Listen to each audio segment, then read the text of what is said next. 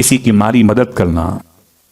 اے صاحبان ایمان، اپنے صدقات و خیرات کو باطل مت کیجیے منت اور احسان دکھاتے ہوئے. اس حد تک شریعت مقدسہ نے عزت نفس کا خیال کیا سامنے والے کی کہ دینے والے کو خدا نہیں کہا. عجیب جملہ. دینے والا دست دست خدا نہیں ہے، لینے والا دست دست خدا ہے. میں نہیں کہہ رہا، معصوم کی روایت ہے. جب معصوم صدقہ و خیرات دیا کرتے تھے تو صدقہ و خیرات کو چومتے تھے. کسی نے پوچھا مولا یہ کیا چوم رہے ہیں؟ فرمایا میں مال نہیں چوم رہا، نسبت خدا چوم رہا. کیا مطلب مولا؟ کہ خدا اپنے ہاتھ میں لیتا ہے. یہ سمجھانے کی مثال ہے، ورنہ خدا کے ہاتھ نہیں ہے. یعنی بندگان خدا کا ہاتھ خدا کے ہاتھ کے عنوان میں.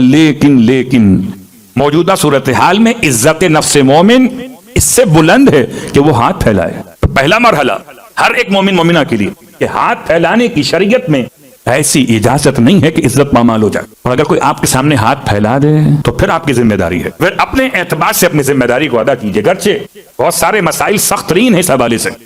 واجبات کا مسئلہ اپنے مقام پر، مستحب صدقات کا مسئلہ اپنے مقام پر. اس سے بہتر ہے ہاتھ پھیلانے والوں کو نہیں، ان کو دیجیے جو ہاتھ نہیں پھیلا سکتے. آپ کے خاندان میں ہیں، آپ کے عزیز و اقارب میں ہیں، ہاتھ نہیں پھیلا سکتے. اب انہیں ایسے پہنچائیے کہ انہیں یہ احساس نہ ہو کہ یہ صدقہ ہے، انہیں یہ احساس نہ ہو کہ یہ خیرات ہے. ورنہ ڈوب کے مر جائیں گے، آپ سے لیں گے نہیں. یہ اور لوگ ہیں جو ہاتھ پھیلا کے مانگ لیں، وہ اور لوگ ہیں. اور جو بھوک سے اپنے بچوں کو خاموش کرا لیں، ہاتھ نہ پھیلائیں، وہ اور لوگ ہیں. ان کو تلاش کرنا ذمہ داری. اور چونکہ بات سے بات نکلتی چلی آئی تو وَلَا تُبْطِلُوا أَعْمَالَكُمْ، اپنے اعمال کو باطل نہیں کرنا. اعمال کرنا اور ہیں، اعمال کو بچانا اور ہیں. آخری جملہ، کیونکہ میں مسلسل 4 آیتیں مکمل کر رہا تھا کہ 38 تک مکمل کر لوں. سورہ محمد کی کل آیات 38، تو آج نمبر 34 پڑھ کے گفتگو تمام کرتا ہوں. ان الذین کفروا، پھر وہی الفاظ.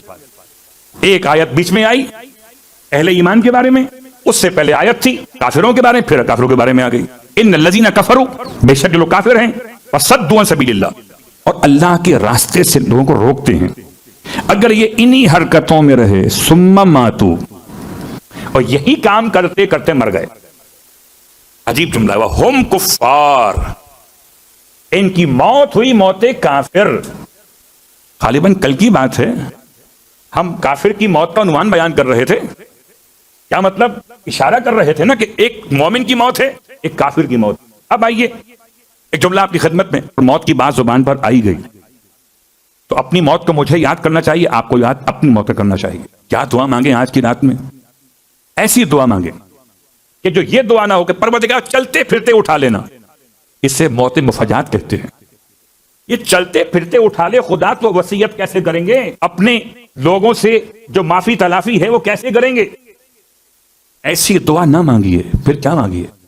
دعا وہ مانگیے جو آل محمد نے بتائی اور وہ جو قرآن نے بتائی ہے. ایک جملہ کافی ہے.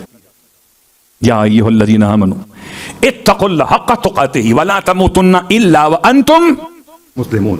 2 مقامات پہ آیا یہ، ولا تموتن یا فلا تموتن الا وانتم مسلمون. دیکھو تمہاری موت نہ آئے مگر تم ایمان کی حالت پر باقی رہے ہو. تو ایمان کی حالت پر موت مانگی ہے. اگر ایمان کی حالت پر موت آ گئی تو اب چاہے روڈ پر آئی ہو، چاہے اسپتال میں آئی ہو، چاہے گھر میں آئی ہو، یہ لباس پھٹا ہوا ہو، یہ لباس نیا ہو، میرے سرہانے ہزاروں لوگ موجود ہوں، کوئی بھی نہ ہو، اگر موت ایمان پر آئی ہے، اسلام پر آئی ہے تو من مات علی حب آل محمد مات شہیدا.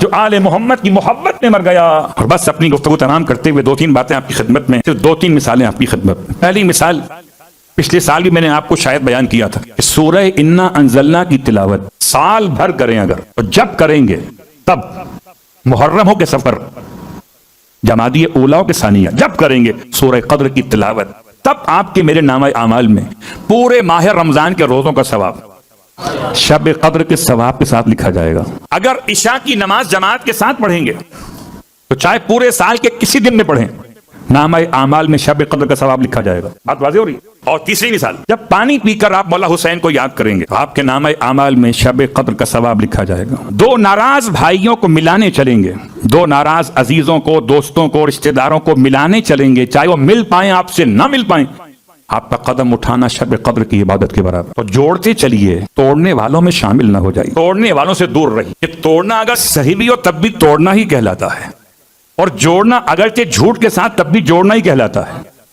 بھائی اگر ایلفی کمزور ہو تب بھی کچھ دیر کے لیے تو جڑ ہی جاتا ہے. صلوات پڑھے محمد. عشاء کی نماز کو جماعت کے ساتھ پڑھا کیجیے اگر ممکن رہے، شب قدر کا ثواب ملے. سورہ انا انزلنا کی تلاوت کو مت چھوڑیے، استغفار کے ساتھ خاص طور سے. یہی ہے دو طریقے، کثرت سے استغفار پڑھنا اور سورہ انا انزلنا کی تلاوت کرنا، جو قرضوں کی ادائیگی کے لیے سرکار ختمیہ مرتبہ صلی اللہ علیہ وآلہ وسلم. اب رہا مسئلہ کہ افراط اور تفریط دونوں سے باہر آ جائیے. کچھ ایسے آپ کو ملیں گے آج کے دور میں جو کہتے یہ تو کسی اور عنوان سے خوشی منائے جانے کا عنوان تھا کہیں پر. تو نہ افراط نہ تفریط. آپ نے کیا کرنا ہے؟ آپ نے وہ کرنا ہے جو عبادت کے نام سے، آج دعا کے نام سے، اور یہ عمل قرآن سال بھر کر سکتے ہیں. خاص طور سے قرضوں کی ادائیگی کی نماز پڑھی جاتی چھٹے امام والی، تو اس نماز میں یہ عمل قرآن شامل عمل ہے، تو سال بھر عمل قرآن آپ کر سکتے. اس میں قرآن سے محبت کی قید ضرور. تو اب اس میں درمیان میں جس کو جتنا موقع ملے خدا سے یاد، خدا سے بات کرنے کا، اسے انجام دیتا رہے. بس بات تمام ہو گئی. فرش ادا پر ایک جملہ آپ کی خدمت میں. اب قرآن سر پہ رکھیں، کھول کر رکھیں تب بھی صحیح ہے، بند کر کے رکھیں تب بھی صحیح ہے. اس پر بھی کافی علماء نے اپنے اپنے آراء کو بیان کیا ہے، کوئی حرج نہیں ہے. اصل موضوع احترام قرآن ہے. اگر بند کرنے کے بعد آپ نے قرآن کی توہین کے انداز میں اسے چھوڑ دیا تو وہ بھی صحیح نہیں. اور اگر آپ نے کھولا اور کھول کے رکھ کے چھوڑ دیا تو یہ کوئی عام سر پہ رکھی ہوئی ٹوپی نہیں ہے، رکھ کے چھوڑ دیجئے. ایک ہاتھ سے قرآن کو تھامیے، اور اگر باوضو ہوں اور قرآن کے پیجز پر کوئی کوٹنگ وغیرہ نہ ہو تو سر سے مس ہوگا، تو خیال کیجئے. باوضو رہیں گے تو اس کے احترام کا تقاضا ہے، یہ واجبات کا عنوان ہے. اور اگر اس پہ انسان احترام کے ساتھ چاہے کھول کے رکھے یا بند کر کے رکھے، دونوں باتیں آغاز سیستانی کے لحاظ سے ان دونوں کی اجازت ہے. یا قرآن کھول کے رکھیں یا بند کر کے رکھیں. آخری بات، جو پہلی آیت کی بات آپ کو بیان کی جاتی ہے کہ آپ جو قرآن کھولتے ہیں اعمال کے دوران، تو جو آیت آپ کے سیدھے ہاتھ پر کھلے ہوئے پیج پر آتی ہے، اس پہلی آیت سے تفاعل نہیں ہے، فاعل گیری نہیں ہے. اس آیت میں مستقبل کی خبر نہیں آ رہی. مستقبل میں کیا ہوگا، بچے جئیں گے مر جائیں گے، یہ فعال نہیں ہے. کیا ہے پھر؟ تلاوت قرآن کا انداز ہے، اور قرآن کی کسی آیت کو پڑھ کر اس پہ عمل کرنے کی کوشش کرنا، یہ اس آیت کے لیے پیغام تھا، نہ کہ فعال گیری ہے. بہت غور کیجئے گا. ہو سکتا ہے میں اعمال کے دوران کبھی بیان نہ کر سکا ہوں، تو میں آج کھول کے سمجھا رہا ہوں. یہ آیت جو پڑھی جاتی ہے، یہ آیت فعال گیری نہیں ہے. یہ آیت کے مفہوم کو سمجھ کے اپنی زندگی میں اصلاح کرنے کی کوشش پہلے میں کروں، پھر آپ.